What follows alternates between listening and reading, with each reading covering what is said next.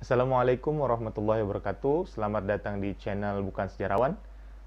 Pada episode kali ini kita akan membahas mengenai agama-agama lokal yang ada di Indonesia, tapi tidak banyak kita ketahui karena di buku-buku sejarah kita memang tidak mengajarkan apa sih sebenarnya agama-agama lokal itu, yang bahkan sudah ada sejak ribuan tahun sebelum Hindu Buddha hadir ke Nusantara. Yuk kita bahas.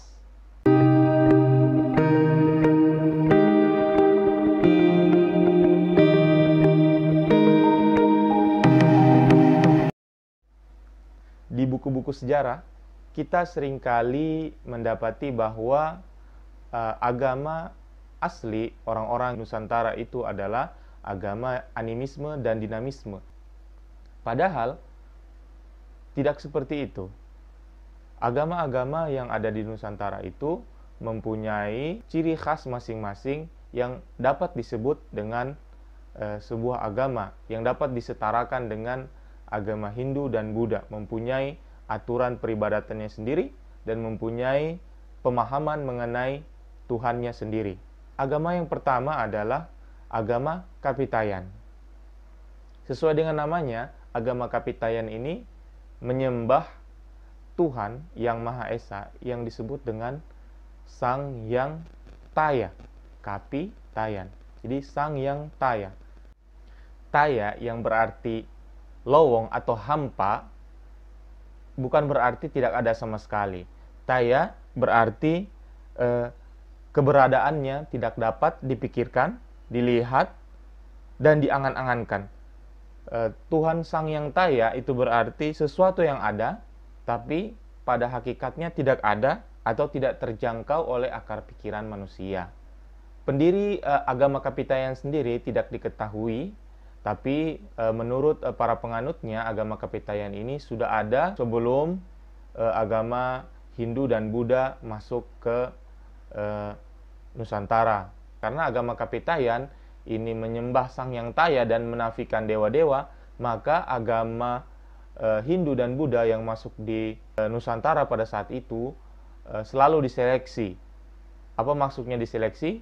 Karena atau Buddha itu sendiri tidak disembah, maka agama Buddha dapat masuk dan menyebar di khususnya Jawa pada masa itu.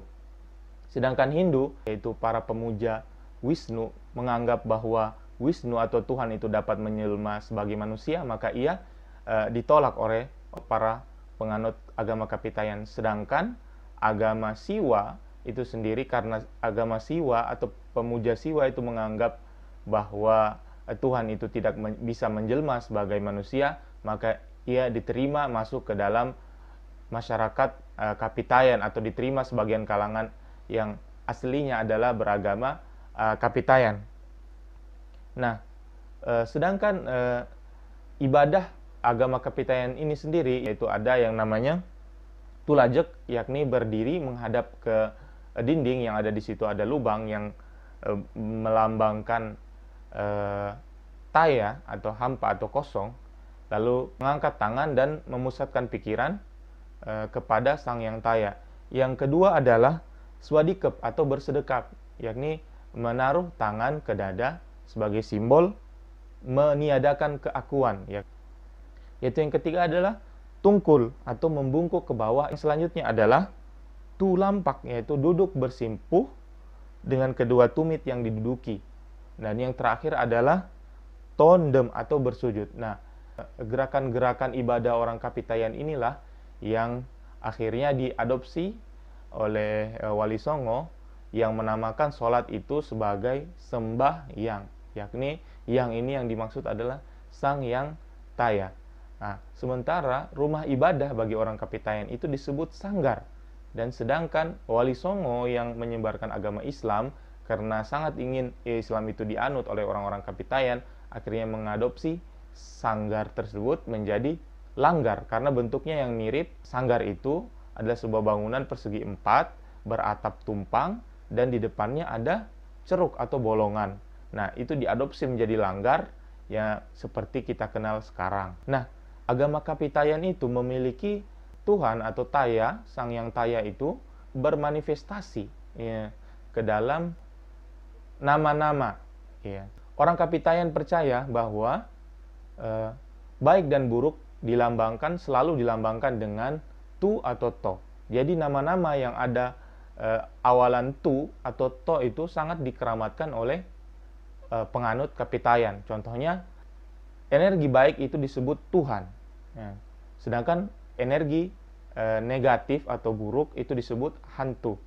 Nah, orang-orang Kapitayan juga memberikan atau penghormatan kepada nama-nama atau benda-benda yang berawalan tu, seperti tunggul atau tumpeng. Penganut Kapitayan juga percaya bahwa orang-orang yang bisa memimpin masyarakat itu dibeli dua hal, yaitu yang positif, yaitu tuah atau tuah, dan yang negatif, yaitu tulah atau tulah. Ya. Jadi yang mendapatkan kedua anugerah dari Sang Yang Taya tersebut itu dinamakan sebagai ratu atau datu, yakni orang-orang yang memiliki keistimewaan tertentu sehingga dapat memimpin masyarakat. Nah, itulah agama asli Nusantara yang tidak banyak kita ketahui dari buku-buku sejarah. Yang selanjutnya adalah agama Kaharingan. Agama Kaharingan ini adalah agama yang tumbuh di Kalimantan, terutama dianut oleh sebagian besar orang-orang Dayak, Kalimantan Tengah terutama.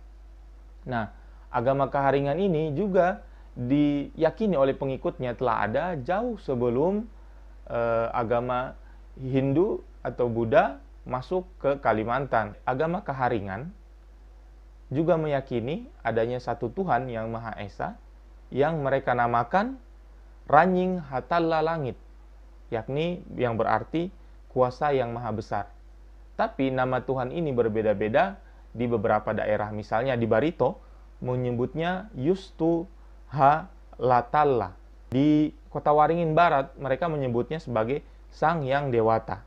Nah, agama Kaharingan ini diperkenalkan pertama kali oleh Cilik Riwut pada tahun 1944.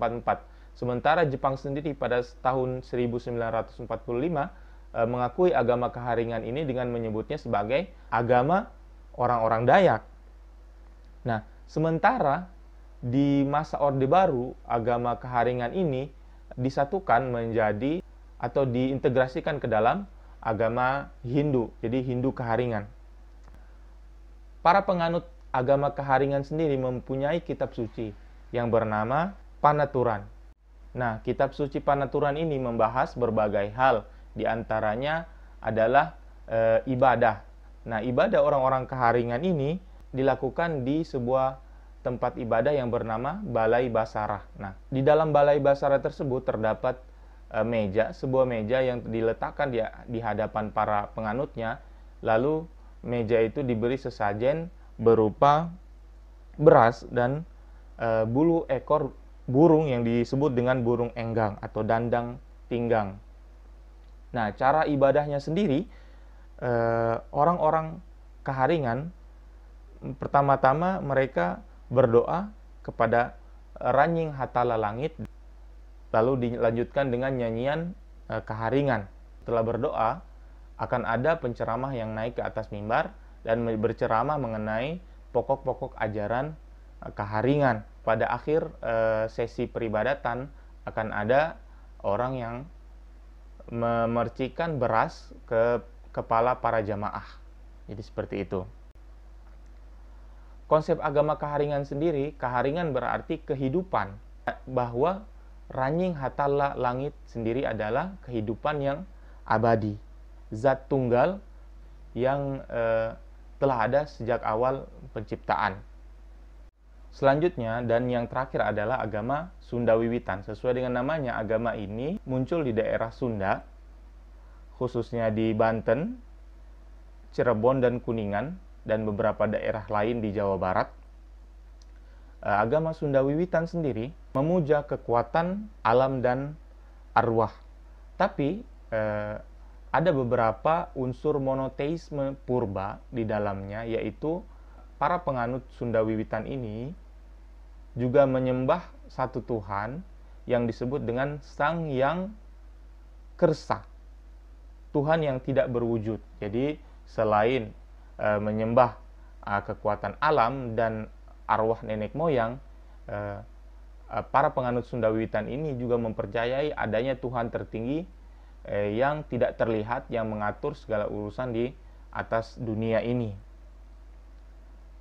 Sebagaimana penganut agama-agama lain, penganut Sunda Wiwitan ini mempunyai kitab suci yang dinamakan dengan Kitab Sangyang Siksakanda Engkaresian.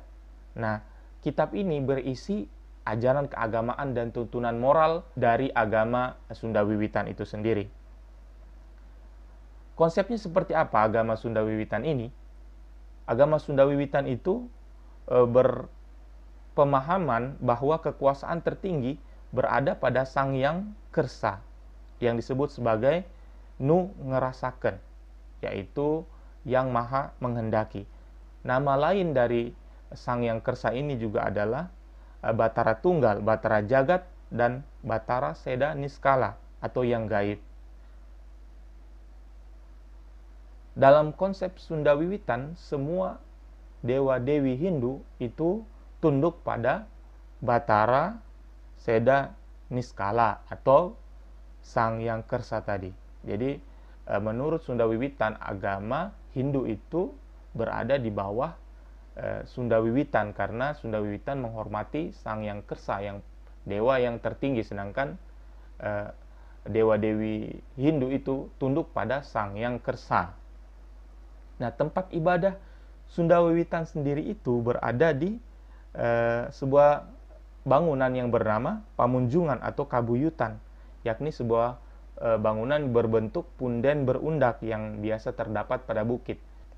Nah, cara ibadahnya sendiri tidak begitu berbeda dengan agama-agama lokal yang sudah disebutkan tadi, bahwa para penganut Sunda Wiwitan itu berdoa melalui nyanyian dan tarian. Nah, doanya sendiri berbentuk pantun atau kidung. Nah, tentu saja berasal dari kitab suci mereka, yakni Kitab Sangyang Siksakanda Engkaresian. Oke. Nah, ibadahnya sendiri berdasarkan berbagai upacara yang diselenggarakan tahunan seperti panenan, pergantian tahun, dan beberapa upacara-upacara lainnya.